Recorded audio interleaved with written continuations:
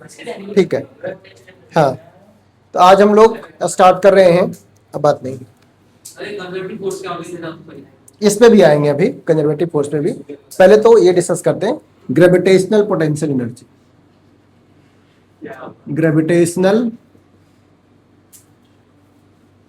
Potential energy.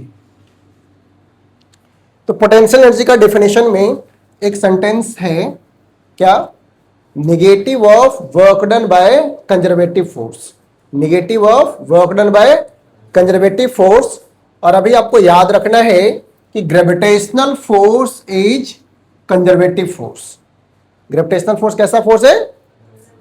तो मेरे से पूछा जाए gravitational potential energy, gravitational potential energy, तो डेफिनेशन होगा नेगेटिव ऑफ, मैं ऐसे लिख देता हूं, negative of work done by gravitational force, gravitational force is called gravitational potential energy. Right. अगर मुझे work done due to gravitational force पता हो जाए तो उसमें सिर्फ माइनस साइन लगा देंगे तो क्या मिल जाएगा? Gravitational potential energy. कितना क्लियर है? बोलो। अब मैं आपको एग्जांपल भी बताता हूं, या इसको ऐसा भी लिख सकते हैं। पहले तो इसी को समझो, इसको पहले क्लियर करो, फिर दूसरा। अभी लिखना नहीं है, अभी सिर्फ देखो।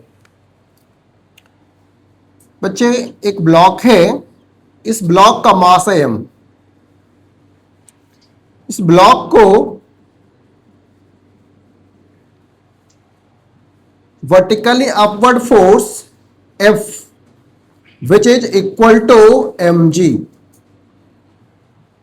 which is equal to, क्योंकि इसमें एक downward force mg always act कर रहा है, हाँ या ना? Yes sir.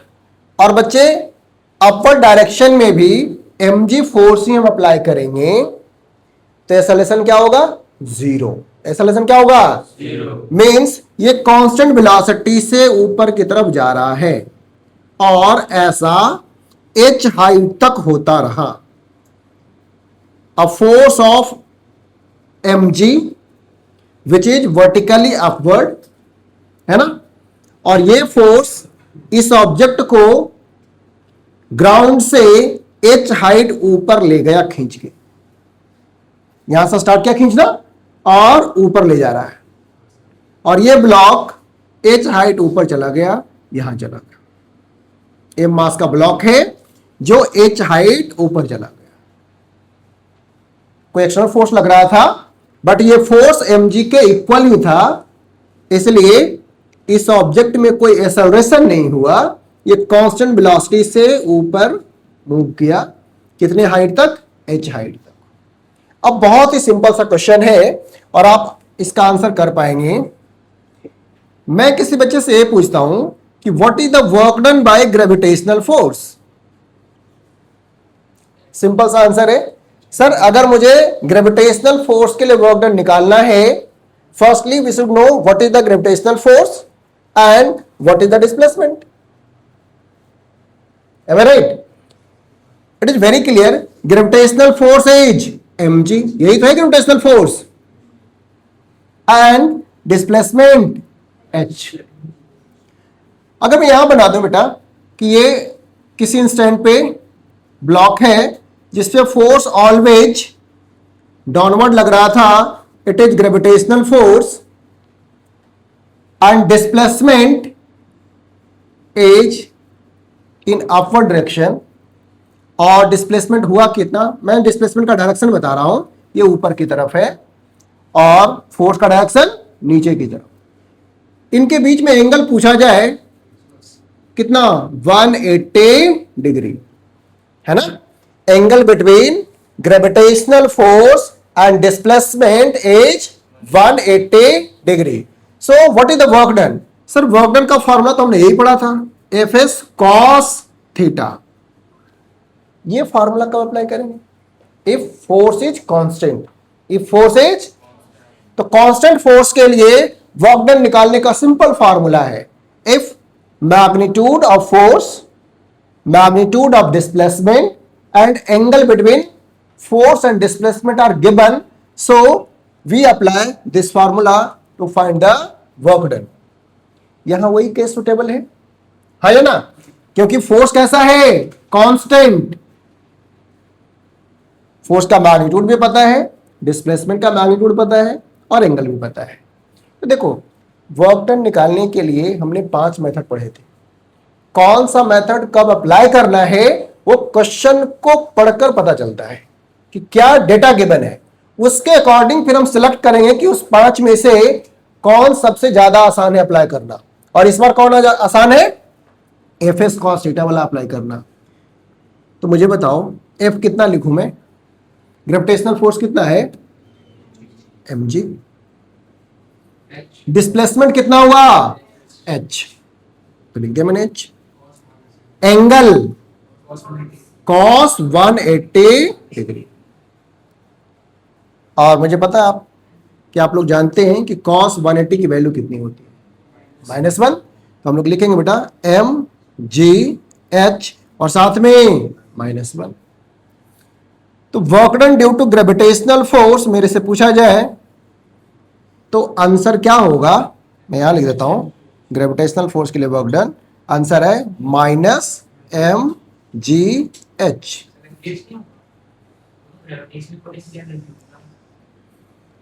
Work done due to gravitational force देखो ना क्या है, -mgh आया। कौन सा जी का माइनस? हमने तो डायरेक्शन कंसीडर कर ही लिया कि जो फोर्स का डायरेक्शन है वो नीचे की तरफ है और डिस्प्लेसमेंट ऊपर की तरफ है। इनके बीच में एंगल कितना? 180 डिग्री। और ऐसा भी सोचो, फोर्स के अपोजिट डायरेक्शन में डिस्प्लेसमेंट हुआ है तो निगेटिव वर्क डन। तो ग्रेविटेशनल फोर्स ने जो वर्क डन किया है वो कैसा वर्क है? Negative work. अब बात करते हैं कि ये जो वर्क हुआ है, ग्रेविटेशनल फोर्स ने जो वर्क किया है, ये वर्क सिस्टम में स्टोर हो गया। किस फॉर्म में? पोटेंशियल एनर्जी के फॉर्म में। अब इस ब्लॉक के पास एनर्जी आ गया है, कितना? अब वो जरा चेक करते कि इसमें कितना पोटेंशियल एनर्जी आया। तो अब बात करते हैं पोटेंशियल एनर्जी का। Negative of work done by gravitational force, फॉर्मूले के अकॉर्डिंग पहले से माइनस, और वर्क डन कितना आया है? -mgh। So it is mgh। अब आपके पास आंसर है कि ग्रेविटेशनल पोटेंशियल एनर्जी कितना होगा? mgh। Gravitational force. हाँ, अब सुनो ध्यान से, work done due to gravitational force आया है -mgh, और जो ग्रेविटेशनल पोटेंशियल एनर्जी आया है वो कितना आया है? mgh। अब एक और चीज, अगर m मास के ऑब्जेक्ट को आप h हाइट अबव ले जाएंगे, सरफेस से अबव का मतलब है अर्थ के सेंटर से दूर जाना। अबव का मतलब यही है, अगर ये अर्थ है तो अर्थ के सेंटर से आप दूर जा रहे हैं, इसका मतलब अबव जा रहे हैं, और towards the centre of earth जा रहे हैं तो बिलो जा रहे हैं। यही है ना कहीं से। तो अगर आप किसी भी पॉइंट से away from the centre of earth जाएंगे तो उस ऑब्जेक्ट की पोटेंशियल एनर्जी बढ़ जाएगी। कितना से? अगर आप h हाइट अबव जाते हैं तो पोटेंशियल एनर्जी mgh से बढ़ जाएगी, mgh से इंक्रीज कर जाएगी, और वही आप नीचे जाते हैं तो mgh से डिक्रीज कर जाएगी। राइट? तो फिलहाल तो अभी यही समझना है कि जो ग्रेविटेशनल पोटेंशियल एनर्जी होगा वो mgh से इंक्रीज हो जाएगा। वर्ड को समझना, जहां भी रहा होगा, अगर वो h above the earth surface जाएगा तो उसकी पोटेंशियल एनर्जी mgh से इंक्रीज हो जाएगी। क्लियर? तो पहले इतना नोट कीजिए, फिर और बात करते हैं। ये निगेटिव कैसे आया?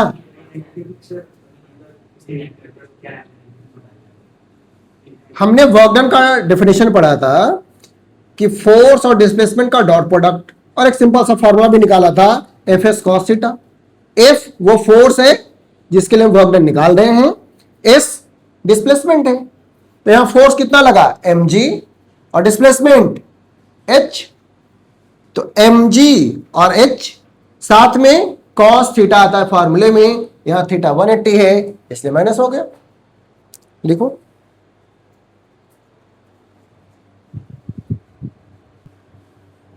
आपको इस कॉन्सेप्ट पे एक क्वेश्चन, पोटेंशियल एनर्जी का यूनिट क्या होगा? सर एनर्जी है तो यूनिट क्या होगा? जूल। ये तो क्लियर है। तो पोटेंशियल एनर्जी की यूनिट क्या होगी? जूल। एक चीज आपको सिखाते हैं बेटा, एक क्वेश्चन है जिसमें ऐसा लिखा है कि यहां पर ऑब्जेक्ट है और इसको मैंने रेफरेंस ले लिया है, ये मेरे लिए x है, इधर x डैश है, और ऊपर की तरफ y और नीचे y डैश, ये ओरिजिन है। क्या है? ओरिजिन। ओरिजिन से m मास का object, m is equal to 2 kg, और ये यहां से ऊपर गया है, h is equal to 2 metre, और कांस्टेंट वेलोसिटी से ऊपर गया है। कैसे? कांस्टेंट वेलोसिटी से। तो अगर ये कांस्टेंट वेलोसिटी से 2 kg का ब्लॉक किसी एक्सटर्नल फोर्स के कारण ऊपर जाता है, कितना? 2 मीटर। तो आपसे पूछा जा रहा है कि अगर यहां इसका पोटेंशियल एनर्जी, यहां इसका पोटेंशियल एनर्जी U था पहले से, कितना था? मैं इसको लिखता हूं U नॉट। कितना लिखता हूं? U not. तो मुझे बताओ जब ये A पे जाएगा तब इसका पोटेंशियल एनर्जी कितना होगा? तो आंसर है कि सर हमने तो सीखा है कि अगर H ऊपर जाएगा तो पोटेंशियल एनर्जी mgh से इंक्रीज हो जाएगा। क्या हो जाएगा? इसका मतलब है कि UA इज इक्वल टू पहले का पोटेंशियल एनर्जी प्लस mgh। ये मैं बताना चाह रहा था। है मैं क्लियर? और अगर आपको ये गिवन है कि इनिशियली 0 था तब सिर्फ mgh हो जाएगा, अदरवाइज mgh से इंक्रीज हो जाएगा, mgh से इंक्रीज हो जाएगा। ठीक है? और यही चीज ऐसा होता, यहां से नीचे जाता है h हाइट। ठीक है? h ही लिख देता हूं, h, और इस पॉइंट को मैंने लिखा बेटा B। तो UB क्या होगा? सर जो पहले था उसमें से डिक्रीज हो जाएगा, कितना से? mgh, क्योंकि डिक्रीज हो गया। हाँ, ये तो लिखवा रहा था। अब क्लियर हो गया सबको?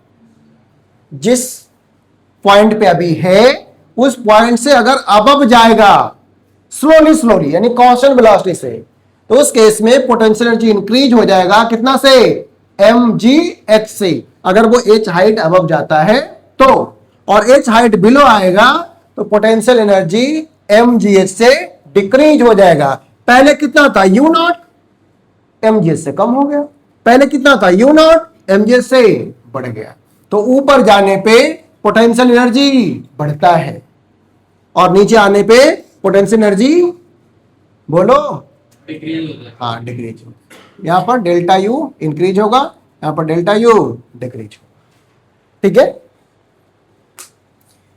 चलो ये भी नोट करो।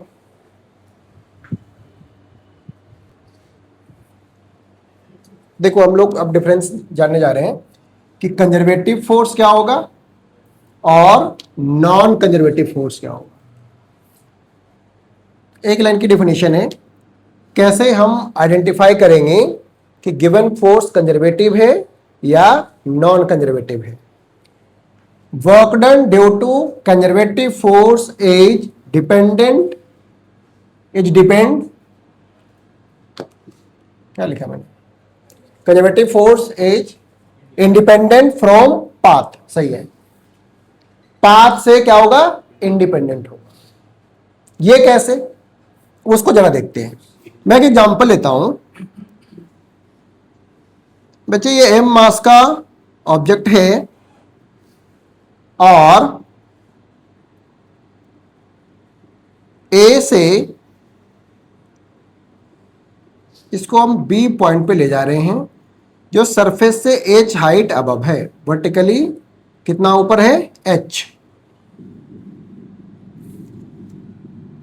एक तो पाथ है जिसका नाम मैं लिख रहा हूं पी, बिल्कुल ए से बी तक ले गए vertically above H height, right, और स्लोली स्लोली ले जा रहे हैं। दूसरा पाथ है, इसको पहले ए से कुछ और नाम देता हूं मैं, सी, और सी से डी, और डी से फिर हमने बी तक लाया।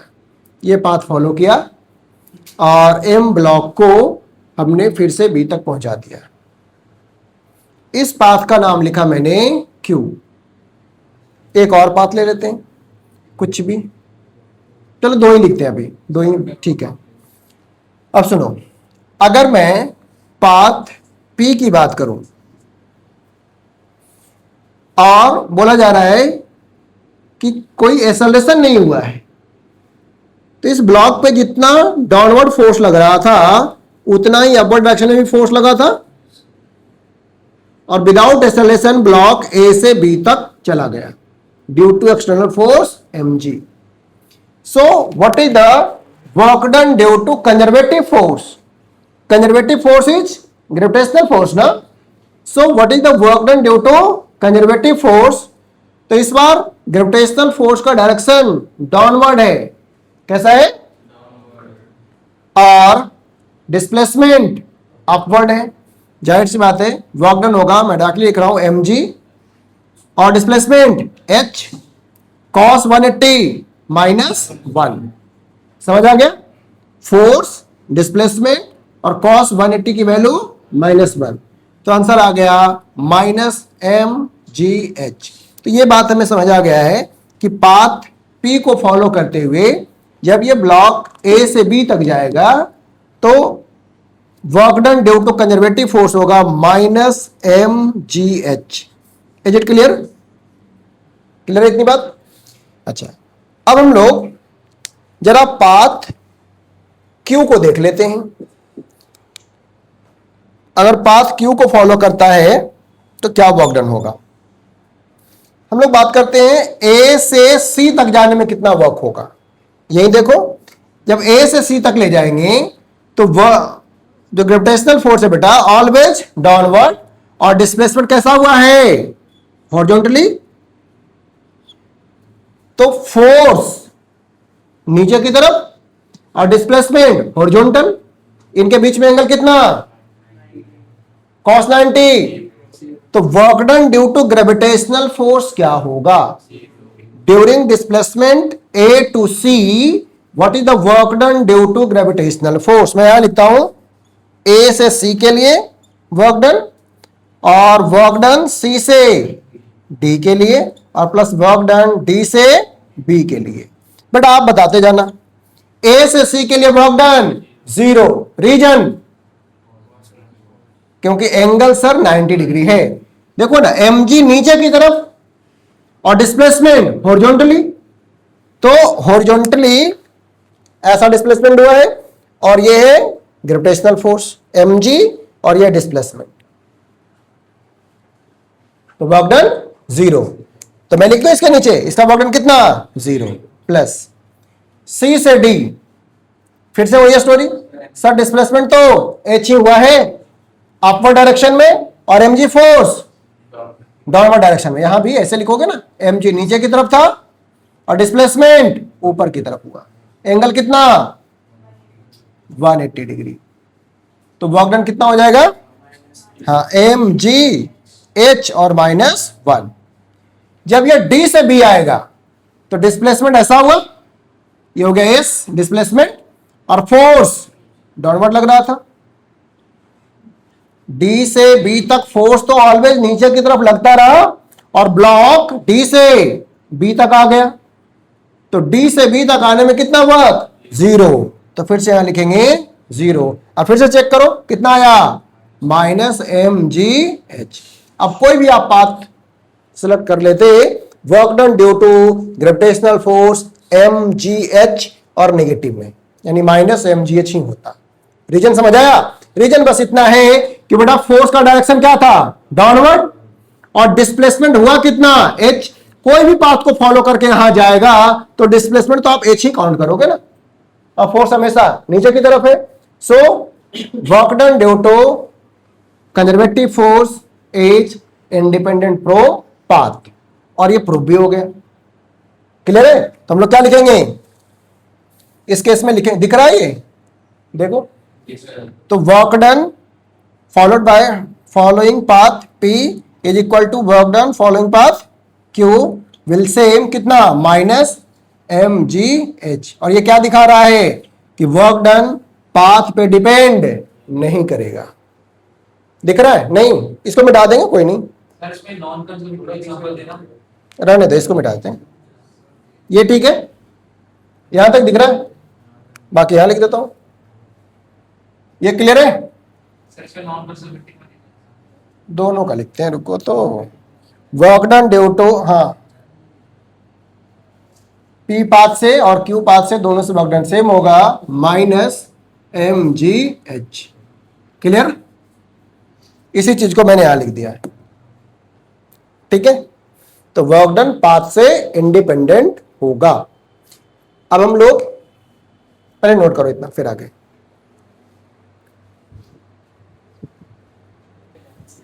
सुनेंगे नॉन कंजर्वेटिव, मैंने बोला work done due to non conservative force depends on path, जितना ज्यादा पाथ उतना ज्यादा वर्क। मीन्स सोचो एक ब्लॉक को हमने ये फोर्स लगाया और फ्रिक्शन भी है, तो फ्रिक्शन पीछे की तरफ लग रहा होगा, और इस ब्लॉक को आप राइट ले जाओ, एस डिस्प्लेसमेंट हुआ। कितना डिस्प्लेसमेंट, एस, यहां चला गया। आप ये फोर्स लगाते रहे और ये डिस्प्लेस होके एक पॉइंट से ए से बी तक चला गया, और इस पाथ को मैं नाम लिख देता हूं, ये पाथ है Q, सॉरी P। दूसरा ऐसा हो सकता था कि फिर से B तक ही जाए, लेकिन इस बार रास्ता थोड़ा चेंज हो जाए, बिल्कुल स्ट्रेट नहीं, ये थोड़ा ऐसा रास्ता, ऐसा बनाकर ऐसा ऐसा गया, ये पाथ है Q। किस केस में वर्क डन ज्यादा होगा, तो वर्क डन जब ये पाथ Q को फॉलो करेगा तो उस केस में ज्यादा होगा compare to following the path P। Reason समझ आया? क्लियर है ना? ऐड होता चला जाएगा। जब यहां आएगा ब्लॉक इस पाथ को फॉलो करते हुए, तभी फ्रिक्शन का फोर्स पीछे की तरफ था और डिस्प्लेसमेंट ऐसा हुआ।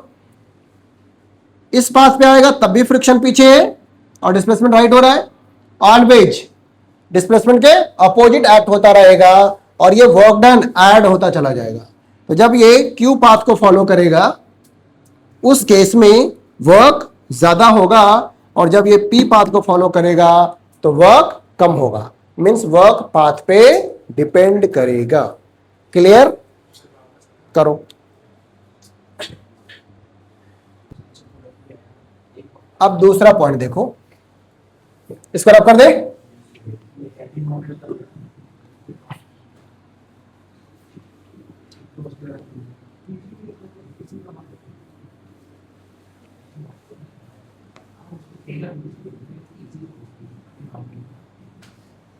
सेकेंड कि work done in the round trip is 0। लिख लो, work done in the round trip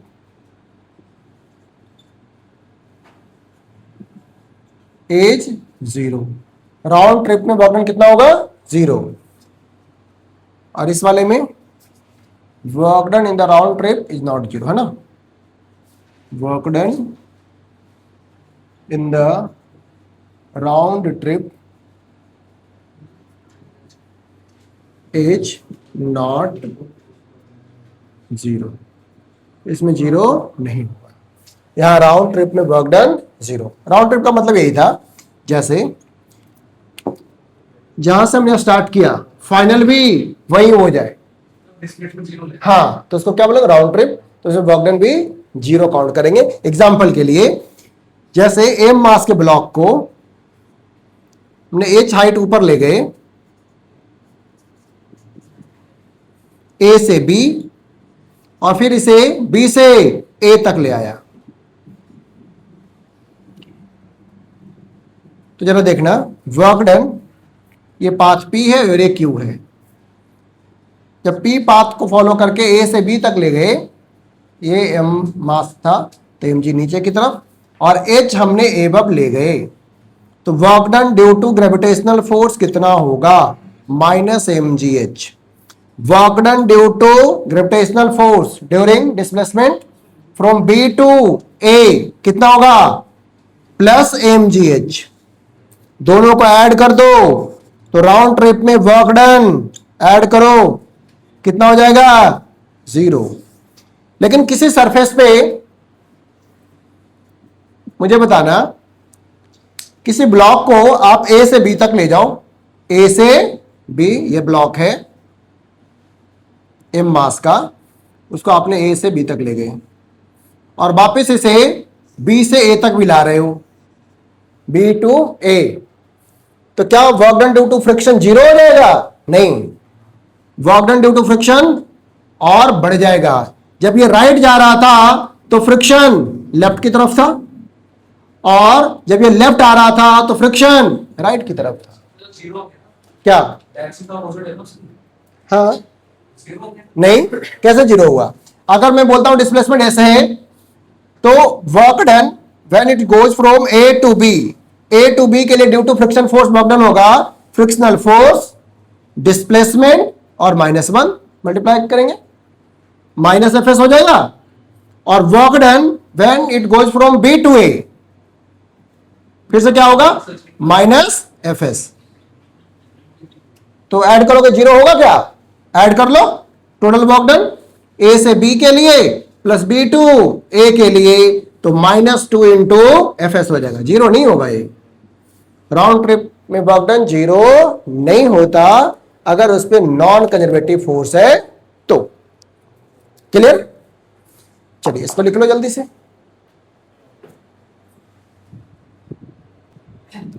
next third point में लिखेंगे, we can apply conservation of mechanical energy directly if only conservative forces are involve. मैं लिख देता हूं, अगर सिर्फ कंजर्वेटिव फोर्स इन्वॉल्व हुआ होगा तो हम लोग conservation of mechanical energy directly apply कर सकते हैं, ठीक है ना। मैं लिख देता हूं, वी कैन अप्लाई कंजर्वेशन, देखो conservation of mechanical energy, COME, conservation of mechanical energy, we can apply conservation of mechanical energy directly if only conservative forces are involved.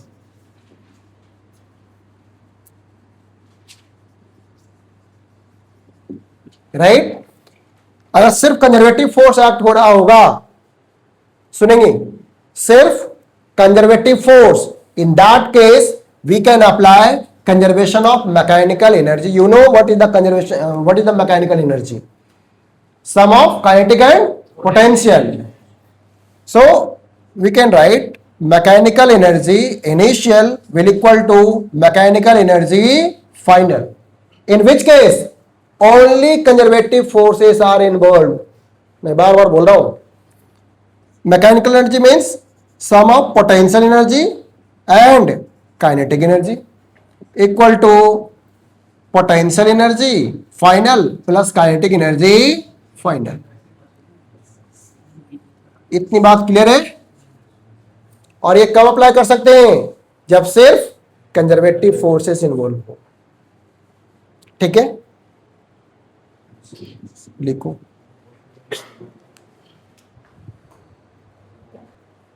पहले इन दोनों को नोट कर लेते हैं, फिर इसके एग्जांपल पे आते हैं।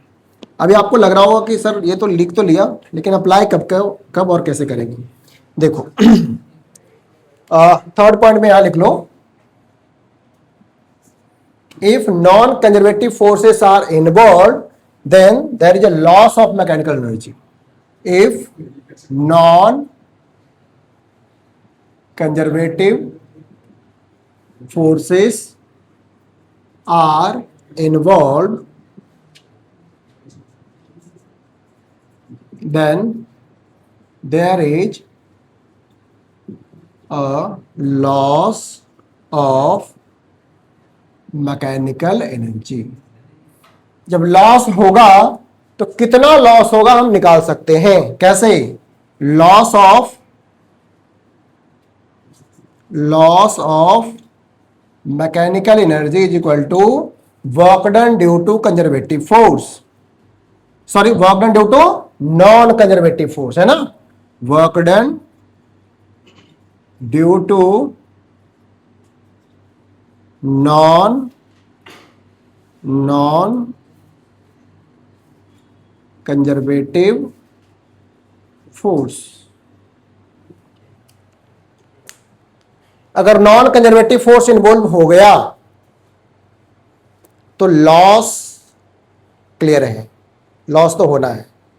और लॉस कितना होगा मैकेनिकल एनर्जी का? बहुत आसान, जितना नॉन कंजर्वेटिव फोर्स ने वर्क किया था, है ना। तो कंजर्वेटिव का मतलब है कि वर्क करने में सारे ईमानदार आदमी थे, ऑनेस्ट, कहीं किसी तरीके का कोई लॉस नहीं होने वाला, हिसाब किताब बिल्कुल क्लियर है। समझ रहे हो? और अगर कुछ ऐसे इन्वॉल्व हो जाएंगे असामाजिक तत्व तो लॉस हो जाएगा। कितना ही लॉस होगा? जितना इन्होंने ले गए होंगे दान पेटी से, है ना? समझ रहे हो? वो नॉन कंजर्वेटिव थे और बाकी वहां जो बड़े बड़े लोग थे वो सारे कंजर्वेटिव थे। अगर उनके जिम्मे होता तो कोई लॉस होता क्या? नहीं होता। जितना इनपुट आ रहा है, आप समझ रहे हो मैं क्या बोल रहा हूं? न्यूज देखते हो ना? हाँ।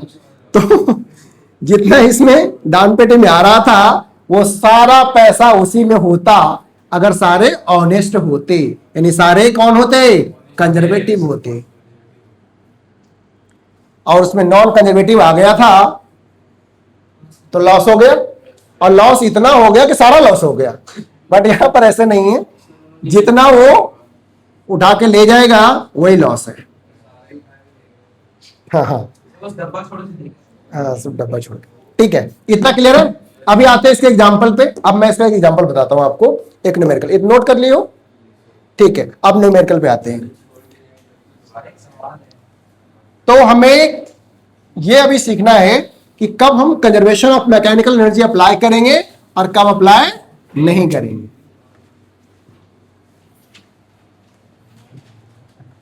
एक सिंपल सा न्यूमेरिकल है, आप इसको समझो। हम दो तरीके से इसको सोल्व कर सकते हैं।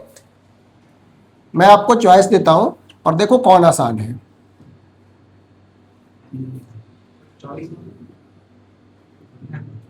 ये ब्लॉक है जिसका मास m है और h हाइट पे है,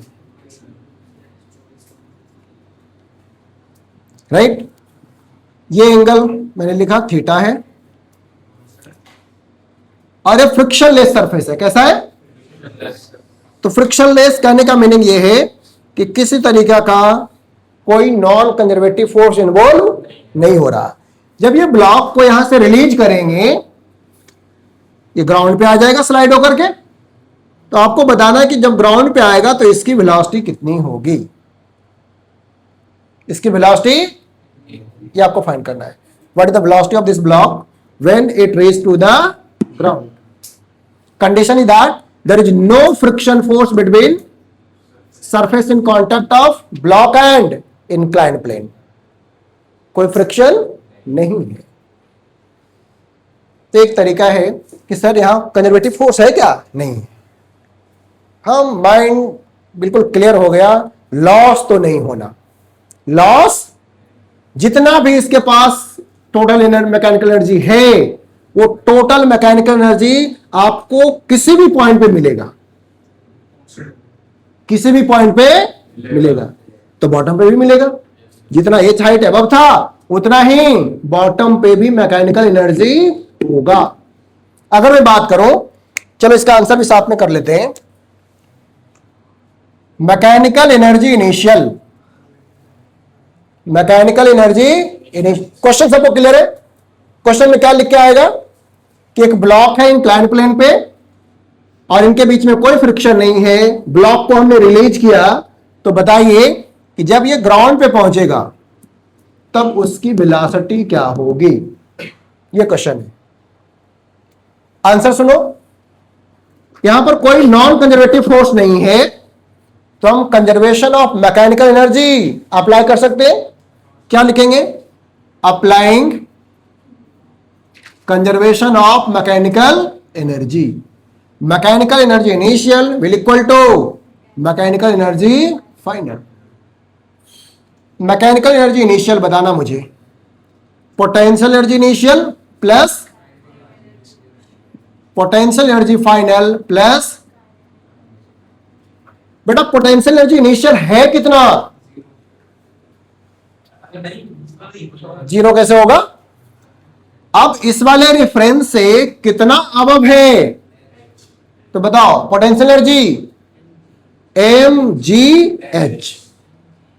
initially block is in rest, so initial kinetic energy zero. Clear?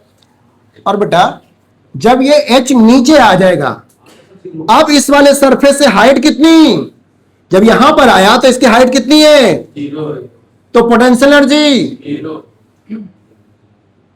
याद रखना पोटेंशियल ड्यू टू पोजीशन, यहां से h जीरो है तो पोटेंशियल भी।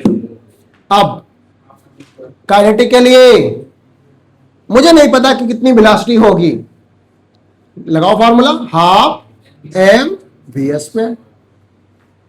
लिखो यहां पे क्या लिखोगे? M G H equal to half M V square. M से M cancel, V is equal to root under 2gh। हो गया आंसर, है ना? चलिए कॉपी कीजिए इसको। अब देखो दूसरा, मैं जो दूसरा पूछ रहा था, इस क्वेश्चन को आप without applying conservation of mechanical energy भी कर सकते हैं। कैसे? जरा देखो, सुनो तो, ये थीटा एंगल, ये एच हाइट। अब जरा सोचो कैसे करोगे। अभी आपको मैं ये वाला नहीं बताया होता और आपसे क्वेश्चन पूछ लेता कि बताओ जब ये ब्लॉक नीचे आएगा ग्राउंड पे तब इसकी वेलोसिटी क्या होगी? हाँ, काइनेमेटिक इक्वेशंस ऑफ मोशन लगा सकते थे। कैसे? इसका फ्री बॉडी डायग्राम, mg इधर mg कॉस, ये एंगल थीटा है, यहां क्या होगा? नॉर्मल। और साथ में एक कंपोनेंट इस mg का अलोंग द इंक्लाइन प्लेन है, कितना? It is mg sine theta. हो गया, एक ही फोर्स तो है, तो net force is equal to क्या होता बेटा? Mass into acceleration. mg sine theta is equal to ma। m से m कैंसिल, a कितना हो गया? g sine theta. तो इस ब्लॉक का acceleration along the incline plane और डाउनवर्ड कितना है? g साइन थीटा, है ना? डाउन द इंक्लाइन प्लेन कितना है? g sine theta. अब लगाओ formula, v square is equal to u square plus 2as। ये लिखेंगे 2a। अब लिखो, आपको दिख रहा है कितना आंसर आएगा? मुझे तो नहीं लग रहा, आपको लग रहा है? u जीरो था 2AS, यहां पे एस आ गया। हाँ अब जरा देखो 2A कितना बेटा, बोलो जी साइन थीटा, बहुत अच्छा। एस, एस को अभी मैं एस लिख देता हूं। एस क्या था, डिस्प्लेसमेंट है ये, यहां से यहां तक। अगर मैं इसको ए नाम दे देता हूं तो ए से बी है एस। अब क्या करोगे, एस को हटाओ। कैसे हटाएंगे, देखो इस वाले ट्रायंगल में साइन थीटा की वैल्यू h बाय एस ही तो होगा। BCX है। अगर मैं नहीं b से a को s लिखता हूं, ये ना डिस्प्लेसमेंट तो यही हुआ ना इस बार। इसी डिस्प्लेसमेंट में तो आपने a सॉल्यूशन लिया है। तो साइन थीटा क्या होगा, परपेंडिकुलर अपॉन हाइपोटेनस। तो क्या हो जाएगा, sine theta equal to h by s, या s sine theta equal to h, एक ही चीज है। या साइन थीटा के प्लेस पे आप लिख दो, मैं लिख रहा हूं 2 into G into sine theta h by s, और s यहां भी है, s से s कैंसिल हो जाएगा। Answer is 2gh। तो दोनों तरीके से आ गए ना। आप directly kinematic equations of motion भी अप्लाई कर सकते थे। और आपके पास एक और चीज आ गया है, कंजर्वेशन ऑफ मैकेनिकल एनर्जी। तो दोनों ही तरीके से आप वेलोसिटी बता सकते हैं कि ग्राउंड पे जब आएगा तो वेलोसिटी क्या होगा। ठीक है,